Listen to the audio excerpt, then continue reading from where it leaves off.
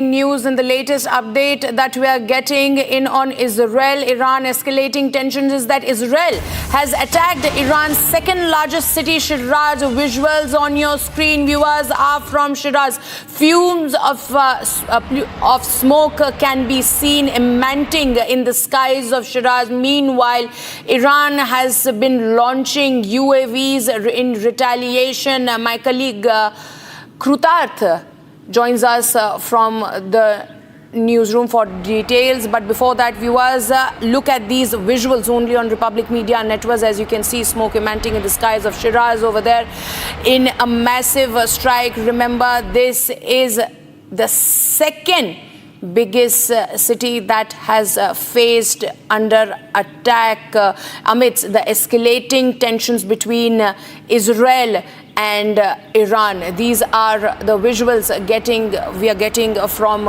Israel, viewers. I believe I have Krutarth from the newsroom. Krutarth, a major strike there in Israel. Yesterday, we got those visuals from Tel Aviv where the residential areas were hit and had caused massive damage. Now it's Shiraz. What more can you share? Indeed, Madhurima, it's a big developing story that is happening at the moment in the second largest city of Iran, where it is believed that very ballistic missile manufacturing assets as well as ballistic missile assets were stationed by Iran. Now, it has been very clear since day one when Operation Rising Lion, that is what Israel is calling this entire mission, was launched, that this is going to target Iran's nuclear capabilities. At the same time, it is also going to specifically target Iran's ballistic missile capabilities. These strikes seem to be in alignment of that. It is the third consecutive day of rapid escalation. In the last 3 days, we have seen Iran's top leadership being wiped out in Tehran, as well as its major nuclear sites and nuclear scientists being specifically targeted through various overt and covert strikes.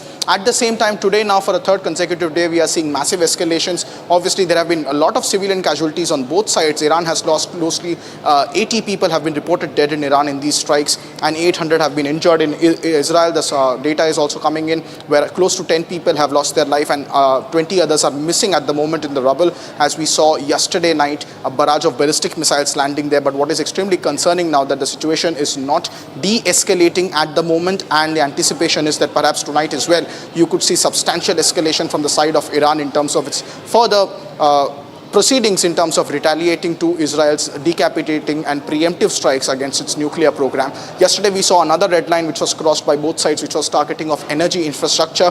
Particularly the civilian targeting has also been a matter of concern. Whether they were deliberate or whether they were misfires is something that remains to be seen. However, both sides are pointing fingers on each other in deliberately targeting civilians. That is something that will continue to remain a theme as long as this operation is on. However, concerning visuals coming in from Iran's second largest city, where now a recent strike has been reported. Back to the studio. Yes, Krutarth, stay with us. We are getting more breaking news at the moment. We are getting in visuals of destructions in Bat Yam in Israel after a barrage of Iranian missiles hit the city. 35 people are still considered missing after a missile strike on the residential building in Bat Yam. Rescue operations are underway.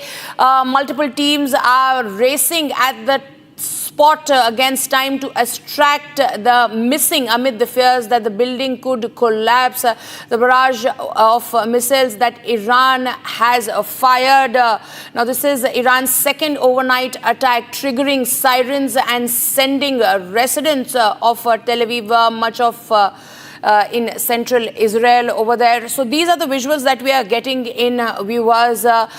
As you can see, that massive destruction there on your screen. Krutarth, what more can you share on this? Madhurima, and these are visuals coming in from a residential and an apartment complex in Bat Yam. Yesterday night, we saw a massive barrage of ballistic missiles being particularly launched in Haifa and Tel Aviv and the surrounding areas. This particular case was where a ballistic missile ended up landing on a residential block in the Bat Yam region, as you rightly pointed out. Most of the civilians in this residential block were inside a shelter, and as far as the information that we have received from the IDF is that most of the people who was there in the shelter during the time of the attack on this residential residential complex are absolutely safe. However, so far 6 bodies have been unfortunately pulled out from the site of the wreckage that has been left in the aftermath of the very terrible ballistic missile barrage that was launched last night by Iran on Israel in terms of retaliating to Operation Rising Lion. At the moment, the civilian casualties are minimal, however, because there was a prior warning and a lot of people were indeed in shelters. However, unfortunately, 6 people have lost their life, including some women and children. That is